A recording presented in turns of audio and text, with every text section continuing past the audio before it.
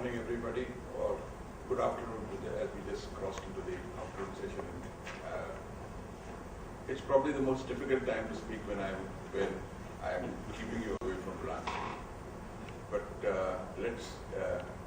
this is one right. This is the. I normally don't speak on designs. My area is patents or trademarks. But I thought I must share this particular topic with you because it is probably the most underutilized intellectual property right, particularly in India. It's something that is very strong, a quickly obtained right. For example, you get, as we go along, I'll show you that this particular right is available in India in about less than 6 months. 6 months will be the outside. You get an intellectual property right in 6 months. And it's a very strong and effective right in taking actions as compared to the patent right or as compared to even trademarks or geographical indications as far as the enforcement is concerned. So I'll just rush through some of the slides. Essentially, one must understand that industrial designs, the right of designs, protects the external appearance of articles. Now, when we speak of external appearance of articles, it is not necessarily, earlier it used to be the whole article, but now the Indian Design Office and the Indian Design Registration Authorities have now considered even parts or components of articles. So if you have novelty, for example, in a part of an article, any article that one would speak of, a part of an article, one can protect it by under the Designs Act. And if that particular component is copied or infringed, or as we call it, piracy of design, we are able to then take action in respect of that. And I'll take you through some of the examples in the later slides. All that is required is the same requirements for patents.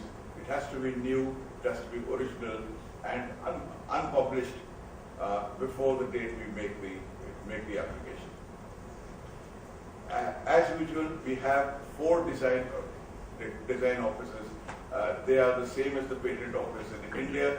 The IP system has made these 4 jurisdictional offices, but for designs, there is only one examining authority, and that happens to be at Calcutta. India adopted the Locarno Classification system, and it is not yet a member, as Alan said, it's not yet a member of the Hague Convention. But one particular aspect one must remember: with designs registered at the OHIM or the USPTO, in India there can be only one application for one design, and a design application can contain only one design. So if you have filed a design application at the OHIM with 10 designs, or at the USPTO with 10 designs, you will have to, that's a single application. In India, we must file 10 design applications separately. And for example, the closed view and the open view would be considered as 2 separate designs. Those of you who are dealing in design law, this must be borne in mind. And for example, therefore, I will need 10 priority documents for supporting each of those applications. It is the regulation, and we have to live with that. Now, I'll give you these would be traditionals. For example, a large number of designs have now been allowed for 2-dimensional articles. For example, carpets, textile sheets, and bags, and any prints of that service. But there is one area which I am now putting forth as a possible area for designs. That is probably the design of a home page for a website. I know we speak of artistic work, but it would, if we look at the design definition, which means 2-dimensional designs are permitted now in the Indian context. If a website page is made by an industrial process, if it is affected by an automated or a mechanical or an industrial or an electronic process, there is no reason why that should not be considered as an industrial design rather than an artistic work, which is the traditional way of looking at these. So for example, these would be pieces of jewelry, a toy, an automobile. So it's large to the small. You would have design registrations available for any of these types of articles. Now, what do we, for applying for a design in India, what would we need? I'm taking you through these slides because we must understand what is the background or the basis for the enforcement rights that are available. So what is important are either you can give actual photographs of the product, you can give line drawings, or you could give computer renderings of these images. Each of these three would be enough for obtaining a design registration in India. But we cannot give what are called the inner views, the actual engineering drawings or the sectional views of articles. It is very important that you pinpoint the novelty features. Sometimes this becomes an extremely relevant issue when we are dealing with enforcement actions. You must pinpoint that the novelty resides in, unlike the other design systems which are there at the OHIM or the USPTO, here in India, it is important to pinpoint at the time of filing the actual novelty areas. The novelty resides in A, B, C, and D of that particular design registration at the time of the application, because then you can specifically take action against another person or an infringer if that is copied. Drawings for registration, for example, what are needed is, of course, the front view, the front perspective view, left side, back side, top. You take the article in generally 6 or 7 views. Now, if you make a statement like is made in this slide, that the novelty resides in the shape, configuration, and surface pattern of the chair, then it would reside. Then the design would be considered as registered as a whole. Again, the same kind of thing.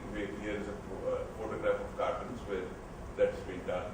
And again, when we speak of pattern of the rectangular container, so which means you are restricting your design to merely the rectangular container and none else.